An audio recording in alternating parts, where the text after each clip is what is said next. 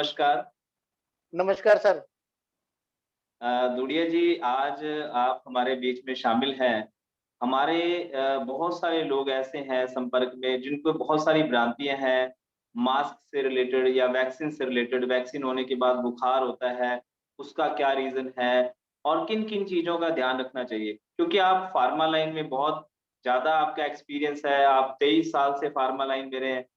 तो मेरा ये ध्यान था कि आप सरल लैंग्वेज में अपनी बात रखते हैं। मैं चाहता हूँ कि आज हमारे बहुत सारे साथी जो इस वीडियो को देखें, तो उनको सरल लैंग्वेज में जानकारी मिले। श्योर तो सर। आपका वेलकम है। मैं चाहता हूँ कि आप थोड़ी-सी जानकारी देके हमें जागरूक करें ताकि जो है हम बहुत सारे लोगों को इसकी अवेयरनेस फैला पाएँ। बिल्कुल जी। जैसा कि प्रदीप जी ने बताया ही है। Thank you Pradeep ji. मेरा नाम अनिल धुड़िया, मैं राजस्थान से बिलॉन्ग करता हूँ और बिल्कुल जो आज के रेलेवेंट सब्जेक्ट है, आज मैं जिन विषयों को टच करूँगा, प्रदीप जी ने बता ही दिया है कि कोरोना वायरस क्या है, कितने प्रकार का होता है, कैसे फैलता है, अगर फीवर आ रहा है, तो वो क्यों आ रहा है, इसके लक्षण क्या है और साथ ही साथ वैक्सीन आज का ज्वलंत सवाल है। आज हर कोई ये पूछता है कि वैक्सीन लगवानी चाहिए कि नहीं? उसके बारे में मैं बात करूँगा और अगर इसका रिवर्स करते हैं तो उसके क्या इम्पैक्ट आएँगे और क्या सावधानियाँ रखनी चाहिए। तो स्टार्ट मैं ये बताना चाहूँगा कि कोरोना वायरस या इसी को कोविड-19 कहते हैं, ये एक वायरस जनित रोग है। ये वायरस हवा में स्प्रेड करता है, हवा में तैरता है और जो इन्फेक्टेड व्यक्ति को एग्ज़ाम्पल के लिए कोई कफ है, स्नीज़िंग यानी कि छींक आती है, कफ आती है, उसके ज़रिए ये दूसरे व्यक्ति तक पहुँचता है, ड्रॉपलेट की शक्ल में और पॉजिटिव रीज़न ये क्या होता है कि इससे कोई शरीर या डीएनए चाहिए, उसके बगैर ना ये इनएक्टिव है। इस ये ग्रो कहाँ करता है? बॉडी में, मानव शरीर के डीएनए में, उसके बगैर ये प्रभावी नहीं है। तो वहाँ जाके ये बहुत फ़ास्टली मल्टीप्लाई करता है, बहुत तेज़ी से विस्तार करता है और अगर ध्यान नहीं रखा जाए तो थोड़ा ये प्रॉब्लम भी कर सकता है और अगर लापरवाही की जाए ना, तो उसका नुकसान भी हो सकता है। सबसे बेस्ट तरीका इससे बचाव का क्या है? मास्क। मास्क दोहरा प्रोटेक्शन करता है, डबल बचाव करता है। कैसे? कि सपोज़ मान लो मैं स्वस्थ हूँ, तो सामने वाले के मैंने आपको बताया ना कि ड्रॉपलेट हवा में गमन करते हैं, तो वो मास्क के ज़रिए मेरे मुँह में या नाक में नहीं जाएँगे। मैं आपसे एक बात शेयर करना चाहता हूँ कि हमारे शरीर में प्रवेश होने के 2 ही इसके द्वार हैं, या तो नॉस्ट्रिल या नाक और दूसरा है मुँह।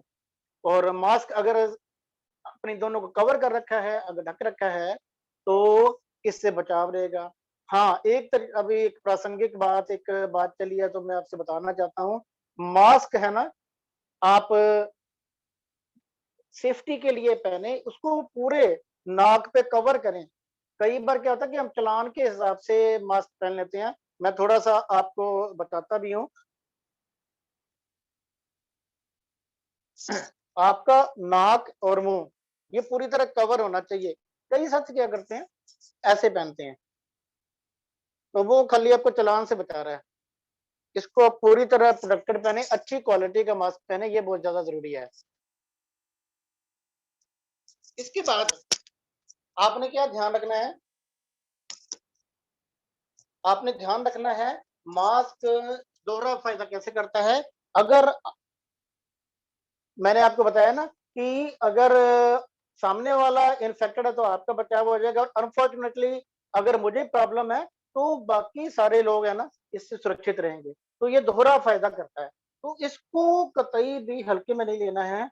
इसको पूरी सावधानी के साथ पहनना है और घर से बाहर निकलते ही जैसे हम अपने जो है इनर गारमेंट पहनते हैं ना, इसको भी उतना ही इम्पोर्टेंस देना है, इसके बगैर नहीं मिलना है। ये बहुत ज़्यादा एक ध्यान रखने की बात है और अब मैं एक आता हूँ कि ये जो कोरोना वायरस है, ये कितने प्रकार का होता है। ये एक तरह का नहीं होता, ये कई तरह का होता है। जैसे प्राइमरी कोरोना वायरस है, उसके बाद है new strain corona virus, post vaccine corona virus, reinfected virus. Primary corona virus क्या है? प्राइमरी कोरोना वायरस जो आज से करीब 1 साल या 13 महीना पहले जो हुआ था ना स्टार्ट, ये वो उसे प्राइमरी जो कोरोना वायरस के नाम से जाना जाता है। ये बहुत ही लीथल है, इसके बारे में आपको कहने की ज़रूरत नहीं है। आपने इसके नुकसान देखा ही है। ये क्या करता है कि ये हमारे थ्रोट में, जैसे कि मैंने बताया कि मुँह या नॉस्ट्रिल या नाक के ज़रिए एंटर करता है, थ्रोट में 2 से 3 दिन रहता था ये, और उसके बाद ये लंग्स में पहुँचता था। तो ये बहुत फ़ास्ट मल्टीप्लाई होता था लंग्स में जाकर और नुकसान पहुँचाता था। अब जो दूसरा स्ट्रेन है ना, अभी करीब दूसरे दौर में, दूसरे सीज़न में, उसको कहा जाता है टेक्निकली या मेडिकल टर्म में न्यू स्ट्रेन कोरोना वायरस।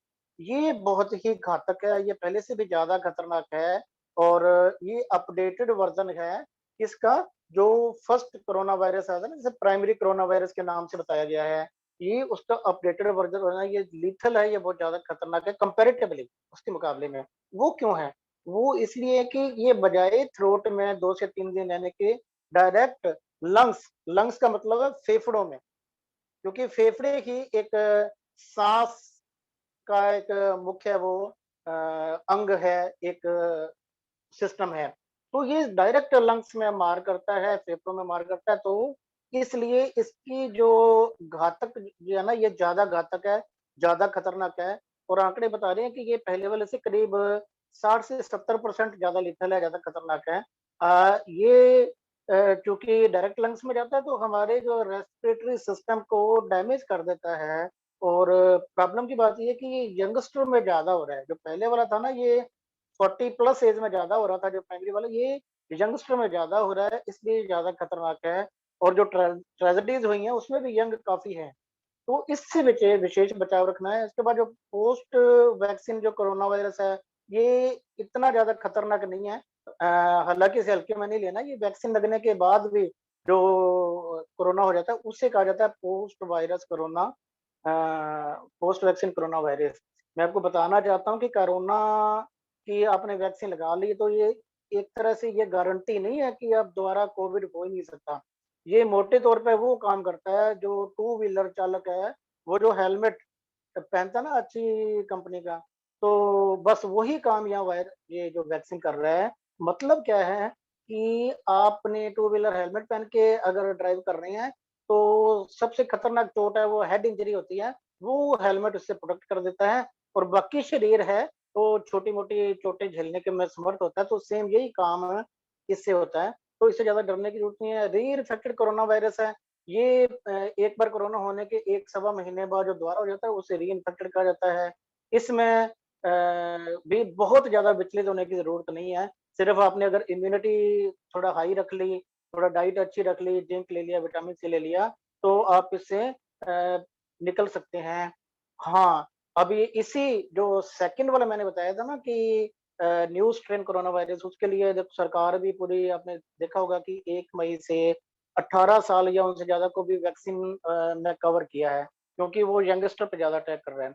अब सवाल ये आता है कि काम कैसे करता है? जैसा कि मैंने आपको बताया ना कि ये मुँह से या नाक से ही एंटर करता है, तो आपने विशेष तौर पे ये ध्यान रखना है कि सेकंड स्टेज को से बचाव के लिए मास्क को प्रॉपर्ली यूज़ करें, क्योंकि इन्फेक्शन के बाद ये सीधा लंग्स में जाता है। जो इसमें प्रॉब्लम ये आती है कि जो है बॉडी में लंग्स में जाने के कारण ना ऑक्सीजन सैचुरेशन, यानी कि रक्त में ऑक्सीजन की मात्रा, खून में ऑक्सीजन की मात्रा है वो रिड्यूस हो जाती है, और इसके कारण सांस लेने में दिक्कत आने लग जाती है। इसके जो स्टार्टिंग लक्षण है वो मैंने आपको बता ही दिया, फीवर आता है 2 से 3 दिन। उसके लिए आपने पैरासिटामोल ले लेनी है। यूजुअली 500 मिलीग्राम रिकमेंड कर रहे हैं, पर आप 650 मिलीग्राम सुबह-शाम ले लेते हैं, अगर फीवर होता है तो। मैं ये बताना चाहूँगा हर एक को फीवर नहीं होगा। करीब 60-65% लोगों को फीवर नहीं होगा। फीवर जिनकी इम्यूनिटी ऑलरेडी स्ट्रॉन्ग है ना, उनको संभावना कम है फीवर होने की, जिनकी वीक है, उनको संभावना ज़्यादा है। क्योंकि इसके जो सिम्पटम क्या है और साथ ही साथ फीवर क्यों होता है? अब मैं इस पे बात करूँगा। सबसे पहले मैं आपको बताना चाहता हूँ कि अगर फीवर के बाद ड्राई कफ आने लग जाए और साथ ही साथ फीवर के साथ साथ सांस लेने में दिक्कत आने लग जाए, तो आप तुरंत डॉक्टर को दिखाएं, फिर उसमें देरी ना करें। इसका मतलब है इन्फेक्शन जो लंग्स में फैल रहा है, वो काफी स्प्रेड कर चुका है वायरस, और देर करना खतरनाक हो सकता है। अब फीवर क्यों आता है? देखो, हमारे शरीर में ना एक डिफेंस मैकेनिज्म होता है, जो सेल्स होते हैं ना, उनको आप कह सकते हैं वॉरियर, या कहते हैं इम्यूनिटी, जो शरीर की इम्यूनिटी होती है, वो वायरस के साथ उससे हमें प्रोटेक्ट करती है। वायरस बाहर से हमारी बॉडी में एंटर कर रहा है, और ये जो हमारी इम्यूनिटी है या हमारे वॉरियर है, ये उससे लड़ते हैं। जैसे आपने मतलब इसमें एग्जाम आप बताने की ज्यादा जरूरत नहीं है, आप समझ के दोनों में एक तरह से युद्ध हो रहा है। तो युद्ध हो रहा है तो टेम्परेचर, गर्मी, आज हम किसी से थोड़ा गुस्सा भी हो जाते हैं, तभी तो क्रोध आता है, तभी तो अपने टेम्पर हाई हो जाता है ना। सिमिलरली जब दोनों में एक युद्ध हो रहा है, तो इसी कारण से फीवर होता है, और ये स्वाभाविक है। फीवर होने का मतलब है कि उस व्यक्ति की इम्यूनिटी थोड़ा वीक है। इसका रीजन क्या है कि जो होता क्या है, जो वैक्सीन असल में देखा जाए ना, अब सवाल ये उठता है कि वैक्सीन क्या चीज है। मैं अगर आप इसको आप समझेंगे ना, तो आपको फीवर का कारण समझ आ जाएगा। उससे पहले सिम्टम मैंने आपको बता ही दिए हैं, फीवर मैंने बता ही दिया क्यों आता है, ये आपने विशेष ध्यान रखना है। और इसके लिए जो टेस्ट है ना, भाई इन्फेक्शन हो गया, ड्राई कफ आ रही है, डाउट है कि लंग्स में स्प्रेड तो नहीं हो गया, तो उसके लिए आरटी पीसीआर टेस्ट होता है, वो आप करवाएं। उसमें 1 से 30 तक रीडिंग आती है। अगर रीडिंग 5 से 10 के बीच में आती है, तो इसका मतलब है कि वो व्यक्ति खतरे में है, तो उसे तुरंत डॉक्टर की सहायता की जरूरत है। अगर 20 से 30 के बीच में आती है, तो सेफ जोन है, अब घबराने की जरूरत नहीं है। 5 से 10 का मतलब है कि वायरस बड़ा फास्ट मल्टीप्लाई कर चुका है लंग्स में, और तुरंत डॉक्टर को दिखाएं। अब एक मैं अहम सवाल पे आता हूँ। अहम सवाल क्या है, भी वैक्सीन लगवाना चाहिए कि नहीं? वैक्सीन जरूर लगवाएं। कुछ भ्रांतियां हैं, एक व्यक्ति के साथ कुछ ट्रेजरी होगी, अगर 100 में से एक व्यक्ति के साथ कुछ हुआ भी है, तो वैसे तो उससे ज्यादा लोगों के साथ हो रहा है। इसमें कोई भी संकोच की बात नहीं है, आपने तुरंत लगवाना है। ऐसा ना करके आप है ना रिस्क को निमंत्रण दे रहे हैं। और वैक्सीन के बाद उसकी, ये मैंने आपको पहले बताया कि जरूरी नहीं कि आपको दोबारा कोरोना होगा कि नहीं, लेकिन उसकी जो इंटेंसिटी है, उसकी जो तीव्रता है, या उसका जो लेवल है, वो काफी कम होगा, वो कम घातक होगा। तो आपको वैक्सीन अवश्य लगवाना है। और जिस एज ग्रुप में आप आपकी जो एज है अकॉर्डिंगली, जब भी आप उस कैटेगरी में आते हैं, बिना देरी किए वैक्सीन लगवाएं। वैक्सीन असल में होता क्या है, वैक्सीन है जो डीएक्टिव फॉर्म है कोरोना वायरस की। डीएक्टिव फॉर्म है, वो वैक्सीन के जरिए हमारे शरीर में इंजेक्ट करा दी जाती है।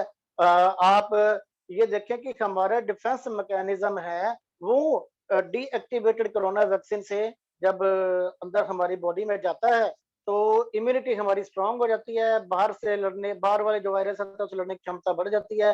कुछ लोगों को फीवर किस लिए आता है कि हालांकि डीएक्टिवेटेड फॉर्म हमारी बॉडी में इंजेक्ट कराई गई है थ्रू वैक्सीन, लेकिन अंदर कुछ थोड़ी मात्रा में कुछ एक्टिवेटेड फॉर्म रह जाती है। वो हमारे वॉरियर या इम्यूनिटी के साथ जब फाइट करते हैं, तो उनमें जब फाइट होती है, तो उसके कारण हमें फीवर होता है, तो उससे ज्यादा घबराने की जरूरत नहीं है। तो इसको आपने अवश्य लगाना है, इसको हल्के में नहीं लेना है। कोई सोचने की बात ही नहीं है। जितना आप वैक्सीन लगवाएंगे, जल्दी लगवाएंगे, उतनी जल्दी आप सुरक्षित होंगे। अब बात आती है कि ध्यान क्या रखना है। आपने नियमित एक्सरसाइज करना है, योगा, मेडिटेशन। जैसे योगा मेडिटेशन में आप कपालभाति, अनुलोम विलोम, ये नियमित बेस पे करें।